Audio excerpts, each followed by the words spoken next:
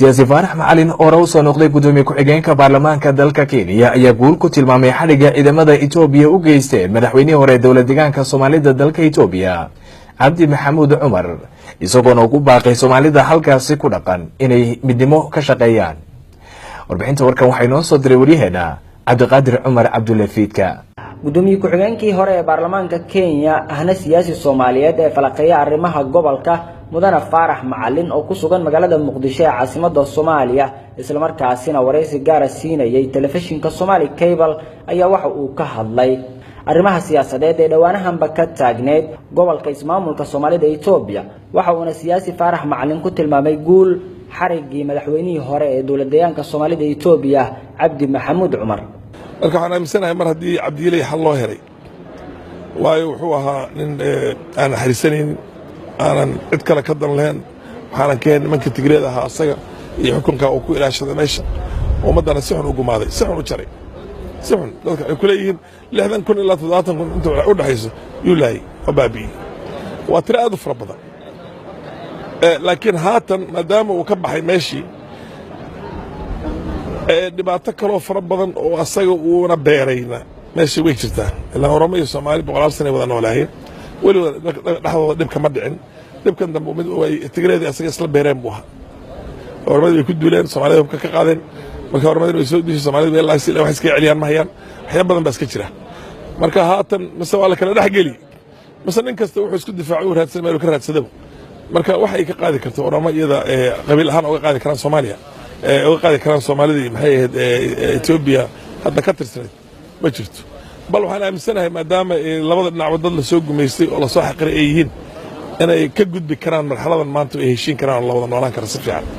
oo mid kasta xaqiisa uu soo bixi karo waxa hadda meesha looga saarayna ma aha mid daayade meesha looga saaray mid ma waxa meesha looga saaray ummadii Soomaaliyeed oo ku nool meesha oo dhaqdhaqaaq dimuqraadiyad sameyn rabeen oo online maalin kasta oo dhan u diiday oo kacdoon ka dhacay magaalooyinka oo dhanbo ayaa dhaheena loo keenay ciidamada federaal maxaa ciidamadiis lii police waa niman ku soomameen dilka Soomaalida dhiga Soomaalida la daadinay yay 10 sano ay ku mashquulsanayeen marka cabsida yani aniga laga ma qaadi karo meesha laga qaadana meesha waa inay burburta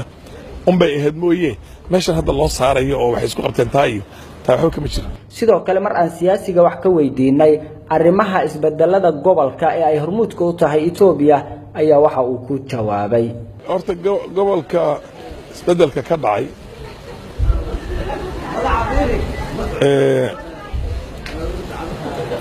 waa wax fara badan oo isku xirxiran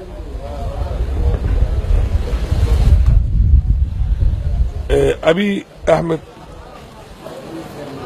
xukunkiisa ayuu ilaashanayaa jeenada Tigreedna ka soo horjeedeen oo filan waa ay ku dhacday soo bixistu soo baxay doorashada EPRDF ku soo baxay horana waan ku sheegay nimanka waxay jilceen oo ay la fiican waxa jilcisay yaa jilcisay markii hore Oromadii marka dambe iyadana xoogaa mudaharaadka sameeyeen oo kun qof meelaha laga dilayna way israaceen inta waxta سمعتم marka abi xukunkiisu ilaashanaya xukunkiisu wuxuu tusay inuu Eritrea leeyahay macna soo Eritrea culle Tigreena iska celinayo oo maarta ka difaacanayo xukunkiisa inayan ka farmaroojin mar labaad isma keenayso marka jacayl uu jecel yahay inuu gobolka uu isbedel uu dhaca kelime real politics ba ku jirta meesha siyaasad dhab ba ku jirta oo marka cid aad leeyahay aad iska celinayso cid kale oo garabsan leeyahay waad gartay Soomaa dambaana ugu jirta inuu gobolka Soomaalida ka bilaabay ma gartay dambaana ugu jirta asaga in Soomaali iyo Oromo heshiis dhaxdooda laga hagaajiyo dib u san dhicin Soomaalidana uu garabsado ma fahamsan hadduu taa waayo asaga qudhiisa laadlaada waxaa cadawgiisu badan yahay Cabdiqaadir Cumar Cabdullafiidka magaalada caasimadda ah ee Muqdisho telefishinka Somali Cable.